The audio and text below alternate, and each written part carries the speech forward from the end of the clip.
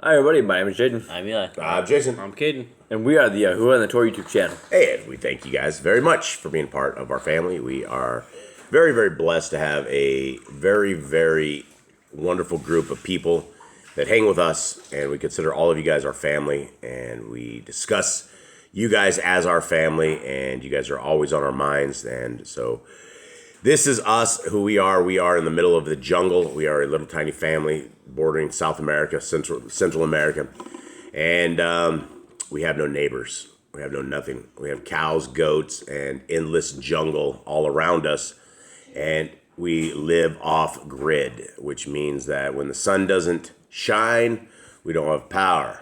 When the sun doesn't shine, we can't pump water. We can't do certain things. And we are very, very thankful to our Creator, who has created such an incredible world that's out there. And, you know, there's a lot of you I know that are struggling. A lot of you guys right now are not able to see the end of the time, the end of the rainbow, the end of success. And I will tell you what I tell all of my prison buddies who we write. And when I say prison buddies, these are the people of Yah Scriptures, the people that we've been sending scriptures to and the people that we've been ministering to. And I always end my messages about the same way. And I truly believe it when I say it. And I say this to you guys as well, that Yahuwah created you guys, you specifically, I'm talking to all of you guys out there, extraordinarily well. Before you were ever born, he had every concept, he had every freckle, he had every hair, he had every bit of your looks. He knew if you were going to be a unibrow. He knew if you would be a single brow. He knew if you would have a mustache or if you would ever grow facial hair, if you would ever, how tall you would be. He knows everything. And we have been put together in such a way that our Creator loves you guys. He loves you without a shadow of a doubt. There is such great care that has been put together in building humanity and building you specifically. And there is hope.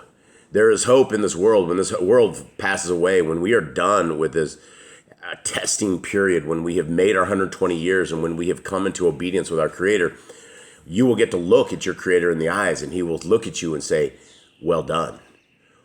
But there's also that other side for all the other people that were created in magnificent fashion, that decided they will not listen to our Creator. They will not obey him. They will not fall into submission into his ways. And they will hear, depart from me, you who work lawlessness. And so there is hope out there. There is hope. The sun shines again. It may not be sunny in your area, but there's always a reason to try to find hope to the very best that we can, because once we lose hope, then we lose everything. And there is hope to be found in our Creator and hope in everything. Gentlemen, how you guys doing? Good. What's the haps? Anyone have a joke? Nope. So, here we go. Adam and Eve were the very first people who violated the terms of the apple conditions. You know that? Yeah. And I've said this one before, but these are one of these sticky jokes that are kind of rough. But the guy who invented Velcro, he dead. RIP. R.I.P. And so we'll call it that one. I think we'll call that one good. Actually, I'll tell you what. I got kicked out of a secret cooking society. I done it. I spilled the beans. Anyone have anything else? No. Okay, I thought I had one more, but I don't know if I'll remember that. It's probably because my ginkgo biloba isn't working. I don't even know if I said that right. How do you say that, Nicole? It's like some pills they started putting on TV a long time ago that's supposed to help your memory, called ginkgo biloba or something. Ginseng, but It's not. Yeah, I don't remember what it is. You guys probably know what I'm talking about there. So, all right. So, guys, what you're looking at right here is you're looking at Yah Scriptures. You are looking at the greatest English translation to ever be available to anybody, and I believe that with every last bit of integrity that I have. I would not be saying this if I did not believe this. This is $64. It's almost a 3-inch spine. We are praying and hoping it's the end of February, early March, like the India folks say. We are tracking it and watching it. It has every Apocrypha piece that we could find, and it has been completely restored. All the names of our Creator and the names of his Son have been restored in this, as well as the names of our forefathers. You will not find a better translation anywhere. And when you purchase one of those, it helps. We're trying to get one scriptures into every prisoner that wants one in the U.S. prisons. And that is our hopes and dreams, is that this will completely build a printing press. And so if you guys want to donate to Boss Clan, if you want to donate to us, the best way to do it is to buy us scriptures.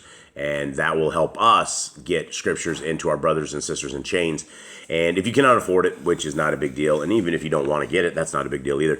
It's available absolutely free of charge. And we would ask that you guys look at this and read from it. And it doesn't matter if you get the greatest translation of scriptures in your hand ever, if you don't read it, if you don't apply it to your life. And so this is what our hopes and dreams are, is that people will read the word of Yah, they will fall in love with the ways of our Creator and the ways of His Son, and they will apply this to their lives. And for those who use an eSword, there's also a module right there below. Now, these books are all available on Amazon. You can get these on Amazon. There's links in the description below. But 100% of the profits of these books right here, which is very little profits, they go to the prisoners as well. So if you guys are looking for the Book of Enoch, the Book of Jubilees, the Testament of the 12, Jasher, the Book of Adam and Kawa, and the Writings of Abraham, those are all tremendously good books to read. All right, gents. We are in 1 SHEMU'EL chapter 4, Cuatro. Somebody give me a recap. Anyone? Like couple chapters, we started with a woman named Hannah. She wanted a child. She couldn't have a child. Her husband had two wives, her and another lady, and she was always provoking her. So she ends up praying to Yahuwah, weeping at the temple. And Eli, the priest at the time, he asked her why she's weeping and put away her alcohol because he thinks she's drunk. And then she tells him she's not drunk, she's pregnant with a child. Then she has a child. She devotes him to Yahuwah, his name is SHEMU'EL. Eli starts raising him after he gets weaned from her, and then SHEMU'EL gets a dream and talks about SHEMU'EL's family's gonna be destroyed because his sons are evil, they're doing evil things. They are and SHEMU'EL didn't rebuke him, he didn't go down and stop them. So Eli didn't go down and stop them. So they are all Eli's entire family gets destroyed for this. Okay. All right, so here we are. We are into the life of Yisrael, the people of Yisrael. Here we go. 4. Excuse me. Thus the word of SHEMU'EL was to all Yisrael. And Yisrael went out to battle against the Pelishites and encamped beside Eben HaEzer, while the Pelishites encamped in Aphek. And the Pelishites put themselves in battle array against Yisrael. And when the battle spread, Yisrael was smitten by the Pelishites, who killed about 4,000 men in the army in the field. And when the people came into the camp, the elders of Yisrael said, "Why has Yahuwah smitten us today before the Pelishites? Let us bring the ark of the covenant of Yahuwah from Shiloh to us, so that he comes into our midst and save us from the hand of our enemies." And the people sent to Shiloh, and they brought from there the ark of the covenant of Yahuwah of hosts, dwelling between the cherubim. And the two sons of Eli, Hophni and Pinchas, were there with the ark of the covenant of Elohim. So this is a big deal, right? This is a huge deal, packing out the ark, because we know from other readings that you can't touch this ark, right? It has to be cared for very, very meticulously. You can't just grab a hold of it. You have to use their poles on the side of it. There's a whole process for doing this, and this is an interesting thing because we have the people who SHEMU'EL had basically prophesied or had heard the word of Yah to Eli, and essentially the word was that they would not die, and they, in fact, I think they were all. Did he say it? They'd all die on the same day. I think so. I believe so. I think that's what it was. Okay. 5. And when the ark of the covenant of Yahuwah came into the camp, all Yisrael shouted so loudly that the earth shook. And when the Pelishites heard the noise of the shout, they said, "What is the noise of this great shout in the camp of the Ephraim?" And they knew that the ark of Yahuwah had come into the camp. The Pelishites were afraid, for they said, "Elohim has come into the camp." And they said, "Woe to us, for it has never been like this before. Woe to us, who shall deliver us from the hand of these mighty Elohim? These are the Elohim who smote the Mitzrites with all the plagues in the wilderness.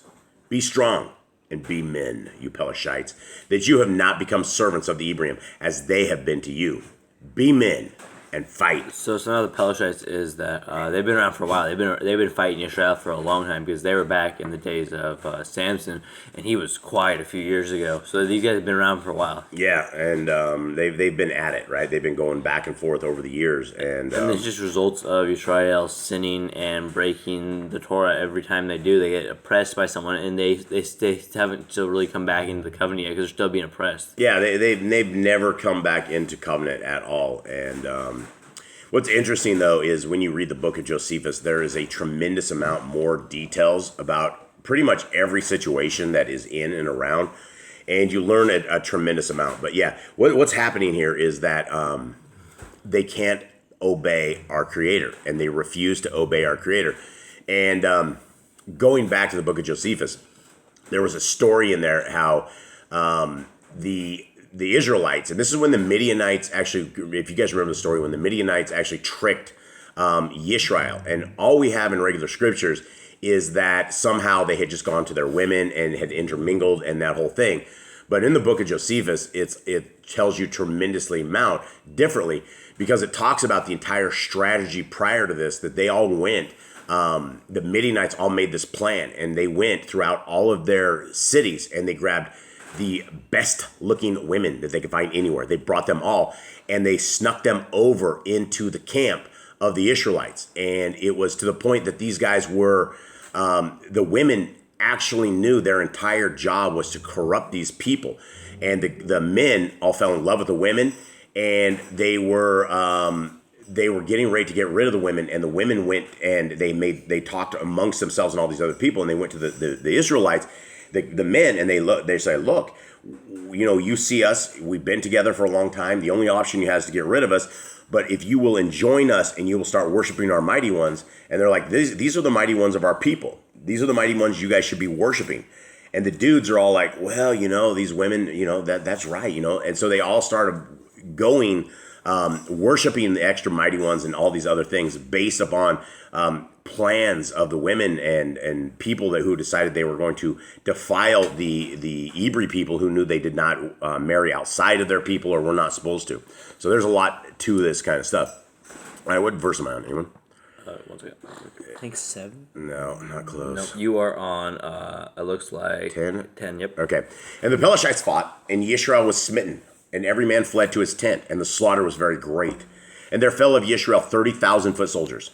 And the ark of Elohim was captured, and the two sons of Eli died, Kopni and Pinchas. So their punishment has come to an end. That's their punishment right there. They died. Not yet. The day's not over yet. Well, yeah, these two. For these two, it's over. Yeah, so this is the part. These are the ones that were sinning. Yeah, these were the ones that were not just sinning. These guys were, it almost sounded like rape, right? It almost the word of Yah, twisting. Yeah, corrupting the word of Yah. They were laying with other women. They were doing all sorts of horrible things. Stealing the meat that was supposed to be for Yah. There's just horrible people. 12. And a man of Benjamin ran from the battle line the same day and came to Shiloh with his garments torn and dirt on his head. And he came in and saw Eli sitting on a seat by the wayside watching, for his heart trembled for the ark of Elohim. And the man came into the city and reported it, and all the city cried out. And Eli heard the noise of the outcry and said, "What is the noise of this uproar?" And the man came hastily and informed Eli. Now Eli was 98 years old, and his eyes were so dim that he was unable to see. And the man said to Eli, "I am he who came from the battle, and I fled today from the battle line." And he said, "What was the matter, my son?" And the messenger answered and said, "Yisrael has fled before the Pelishites, and there has been a great slaughter among the people. And your two sons have died, Kopni and Pinchas, and the ark of Elohim has been captured." And it came to be when he made mention of the ark of Elohim that Eli fell off the back seat backward by the side of the gate, and his neck was broken, and he died. For the man was old and heavy, and he ruled Yisrael 40 years. Is that saying this guy was fat? Is that what this is? Heavy, or just heavy with weight? As being an old man, or was he? I don't know. He's Yeah, old and heavy. Old and heavy is an interesting description that we have of this guy. What seat was he in where he flipped back like he was? Dude, when you're 98 years old, it doesn't matter if you fall off the side of a couch, dude. You can break your neck. I mean, there's no goodness in antiquity, right? Your bones get smaller. You can't move around. Your muscles are gone. And this dude He's done. He's dead. Okay. 19. And his daughter-in-law, Pinecost's wife, was pregnant, about to bear. And when she heard the news that the Ark of Elohim was captured and that her father-in-law and her husband were dead, she bowed herself and gave birth because her pains came upon her. And about the time of her death, the women who stood by her said to her, "Do not fear, for you have borne a son." But she did not answer, nor did she put her heart to it. See, and this is where I read this morning. I couldn't figure this part out. I don't think she died. Well, let's read what it says. And she called the child Ichabod, saying, "The esteem has departed from Yisrael, because the Ark of Elohim was taken, and because of her father-in-law and her husband." And she said, "The esteem has departed from Yisrael, for the Ark of Elohim was taken." Okay, so did this dead woman say this, or did she not die? I don't think she died. I think she was about to, like, she was like near death, but didn't die. But they didn't. Wasn't the prophecy that it would kill everybody in the house? Yeah, we were gonna like kill off all the generations. So maybe like. But Ichabod's alive. Yeah, maybe y'all had some mercy or something. I decided, maybe don't punish everyone. Yeah, this is probably what's the deal is. All right, well that's that. It's kind of a dark ending, I suppose. For this, we lose Ellie, and we. I guess Pinecost and the other homeboy isn't too big of a loss. Those two weren't very good people. Yeah, no. But Ellie was, right? I mean, it's unfortunate that his parenting skills didn't live up to what he should have been. I think he missed a second chance with Samuel. I think that's a thing. He would have probably like had Samuel. He had a chance to raise him in a better way than he did his other two sons. Yeah, and it's hard to understand what has become of people where they will grow up and do things of this nature, but. Especially where your dad knows a lot of statutes and commands and has probably taught you guys them. And it's just very interesting. All right. I guess that's it. Anyone else have anything? Read your Bibles. Yeah, read your scriptures. It's a good thing. All right. And pray. Yah is out there. Have a good day, everybody. We love you. All right. Shalom.